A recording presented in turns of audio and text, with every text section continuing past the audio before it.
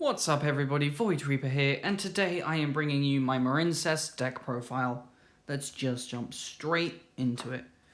So first up, we have 3 Marincess Blue Tang, 1 card combo for the deck. It lets you Foolish Burial one of your Marincess monsters, and when it is used for link material, you can escalate the top 3 and add a Marincess card. And great card, 1 card combo, mandatory 3 of. Up next is 3 Marincess Seahorse.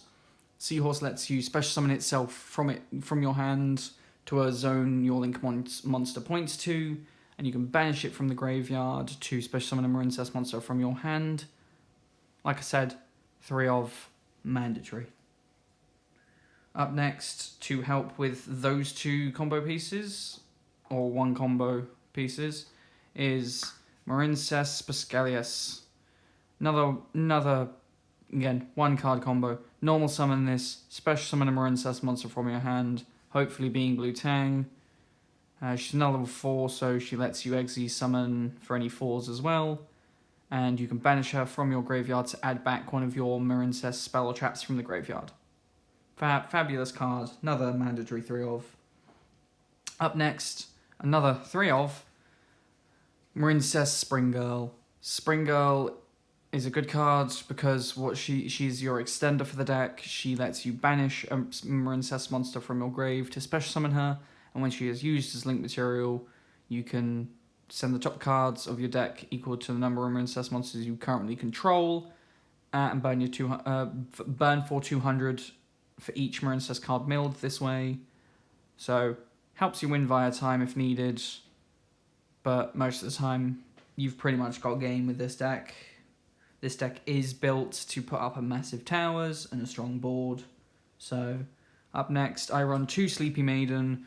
I have run it at 3 because I like to see it in opening hand as it is protection. But typically, you don't want to top deck here. You don't want to see it late game. You just want it really in opening hand. So I run it at 2 now. What she does is you can target a Marincess card on the field, special summon it, and while she is face up on the field, it cannot be destroyed. So it protects your field spell from Duster, it protects your monsters from Reigeki, it does a number of things handy. Plus, what she also does is you can banish her from your graveyard to equip a link monster from your graveyard onto another one of your your link monster, so helps to increase bodies.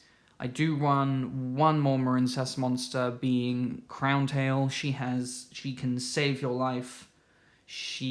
What she is mainly used for is you can banish her from your graveyard, and you will not take life points. You will not take damage for 1,000 times the link rating. So if you have just an Argonaut engrave, just a link 4 engrave, Banisher, you will not take 4,000 life points. Your opponent basically has to deal over 4,000 life points in 1 hit. It is incredibly strong, but you don't want to see it. Besides providing you with a little bit of life point protection, she does nothing other than that. Up next is just a couple of hand traps. 3 Ash Blossom, because why would I let my opponent search? And then 3 DD Crows, because what remains of Tyr can still show up. And DD Crow is personally one of my favourite hand traps I've ever owned. I think I own 3 to 4 playsets of it now in multiple decks. So up next is the spells, being 3 of Marincess Dive. Best spell that the Marincess have ever gotten. What it does is you can either target a non-link Marincess monster in your graveyard and special summon it, or if you control the field spell, you can special summon a Marincess monster from your deck. So if you haven't seen Blue Tang, if you haven't seen Pascalius or Spring Girl, you just go dive with the field spell on board and get it right from deck. It does mean it can be ashed, but who's playing Ash nowadays? Up next, 3 Battle Ocean. I've seen people playing this at 1. I do see where they're coming from in that, like, if you draw it multiple times, it is just a brick in your hand. But to me, in this particular build of the Marincess deck, I would have said you have to run it at 3, just so you see it in opening hand, so you can go full combo, so you can provide protection, because what it does is when you use Marincess Crystal Heart as a link material, the monster that used that as link material is unaffected by your opponent's card effects. Full stop. So you dodge Nibs, you dodge Ash Blossoms, Imperms, you dodge so many cards with this one, with simply the field spell. So I think having multiple copies is nice, because obviously if your opponent cyclones it and you have it 1, that's gone.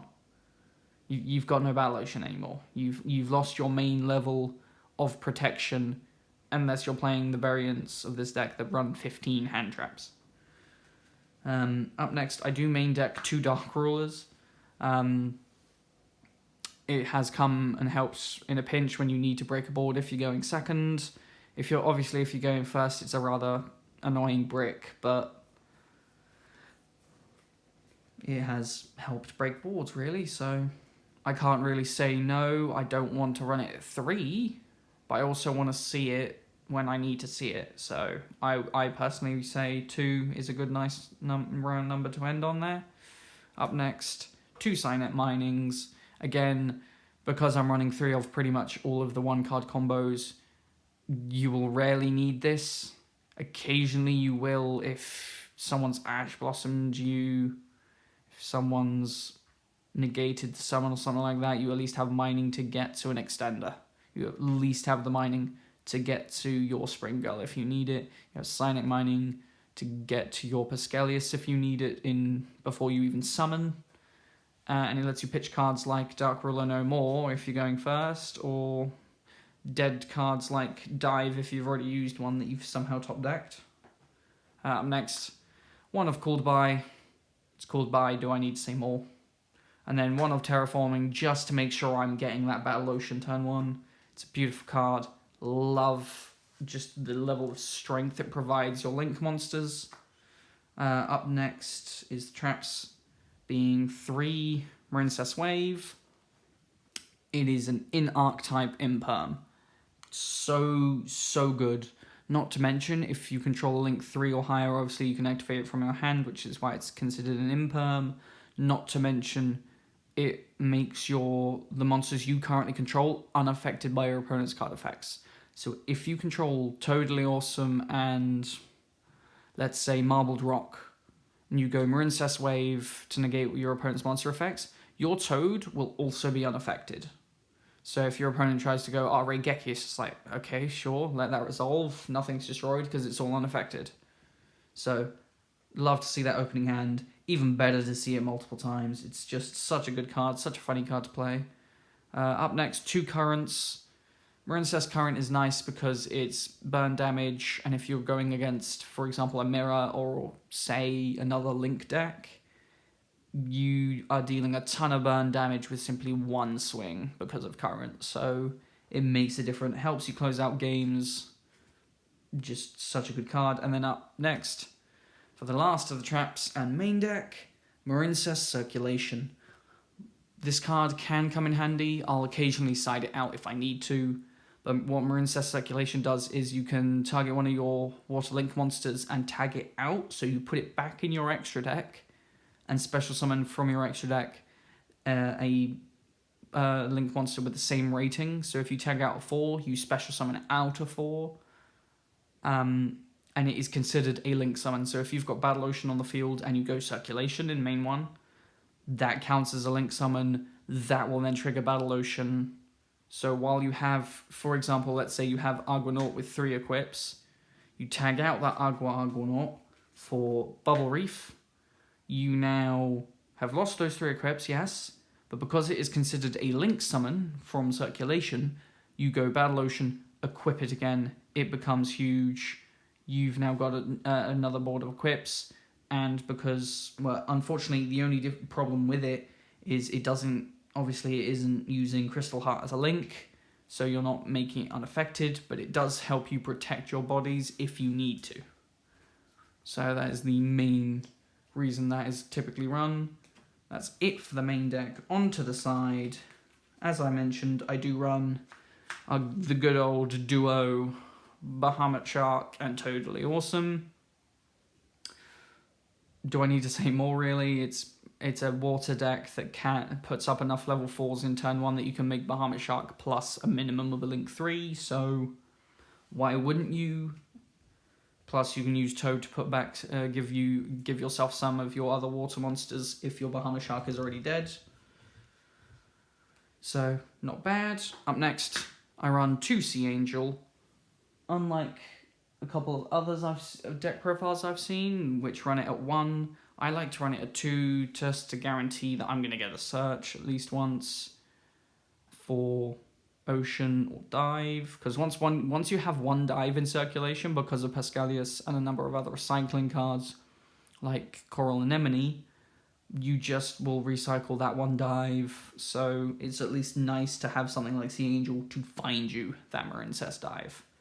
Up next, 2 Blue Slugs. Blue Slug is great, she helps with the 1-card combo. You normal summon Blue Tang, Foolish Burial, Seahorse, Special Slug, Chain 1 Slug, Chain 2 Tang. It's a nicer bread and butter combo. Definitely helps with Slug. Sucks when you get its impermed, but what are you gonna do? Hope for the best, really. Up next, being one of the main things that makes this deck is Crystal Heart. While it is in the EMZ, it is unaffected by your opponent's monster's effects. So, wham, on 5th summon, cool, nice nib.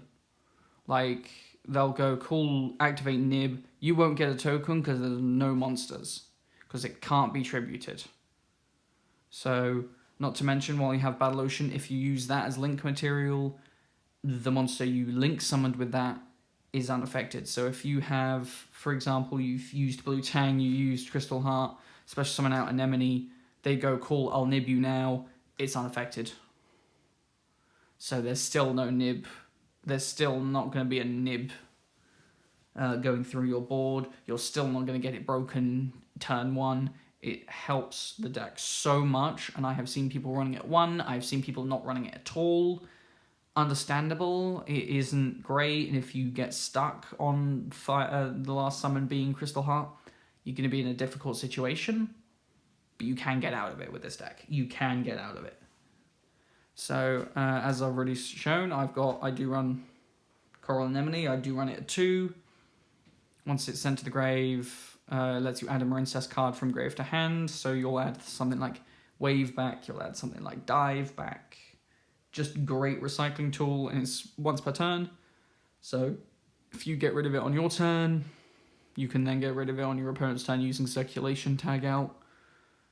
It's just great. But what her on-field effect is, which is what makes her so good, and so good in other water-based decks, is that she can special summon a water monster from your graveyard with 1500 or less attack, and that would be your Crystal Heart. So you'd summon back your Crystal Heart, and then link with these 2 for a link 4, being typically being Aquanaut or Bubble Reef, depending on what you're running. But yeah, so that's Anemone. She's a great card. I do run 2 Marbled Rock. I would cut Marbled Rock down to 1 for a Coral Triangle at 1, just so you have the search for Marincess Wave, sorry. Other than that, she's pretty good. She can be a nice protection card, and she's overall a big beater. If you've got Ocean on the board, she becomes a 45, so she becomes one of the biggest Marincess monsters you use. And she can protect all monsters from being destroyed by battle, so you can just use her, punch into something small, use its effects, and neither will be destroyed, so she's not bad. She's funny for trolling. On to the Link 4s, being... I do run one Wonder Heart. I think I've used this all of once. So, like, you can use something else, like Access Code or something like that, or if you can find a, like, Zealantis, for example, you could run that over Wonder Heart quite easily. Like, there are flex spots in this, like, you can run the 1 Sea Angel, you can cut Bahamut Toad, You can cut the Wonder Heart. Like, overall, I like to stick relatively pure, quote-unquote. But, like I said, Wonder Heart's not too bad. She's basically just a glorified Crystal Heart. She's just she's just a glorified Crystal Heart. Up next, Great Bubble Reef. She is during standby, you can banish a water from field or grave to draw cards, so she's additional draw power. She's 26, so she is the biggest Marincess monster in the extra deck. And then she does do, well, that's really only what I've ever only used her for. You can use her with 2+, so again, it is Anemone, Crystal Heart, make her unaffected. Make her unaffected, make her huge. There's really nothing that's going on here that isn't going to make them absolutely beefy and unaffected. And then, of course, last up being Aquanaut, one of the best Marincess monsters, I would have said, because she is a Spell and Trap activation negate. So, isn't great because it negates activation. So if it can be activated more than once, then whoop-de-doo. But what I also like about her is the fact that she is a once per turn bounce. Bounce is a water monster I control and a water monster my opponent controls. So if you end Aquanaut, Bahama, and Toad, you bounce the Bahama. Because now you've got the shark that's going to come back. You'll have Toad that you'll be able to put back with himself. And Aquanaut protects Toad because your opponent can only declare an attack into Aquanaut. Not to mention, she would be a 43 beat stick, which is unaffected because of Battle Ocean. Overall, love Aquanaut. Absolute card. Anyway, guys, that is it for my Marincess deck profile. Hope you guys enjoyed. I do enjoy doing these, and apologies for being gone for so long. I'm hoping to do some more of these in the future. Maybe do a little combo guide every now and then as well on some of the decks that I really know, like my Marincess build. But yeah, if you could guys like, comment, subscribe, all the bee's knees, it would be greatly appreciated. Thank you guys so much for watching, and I will catch you all in the next one.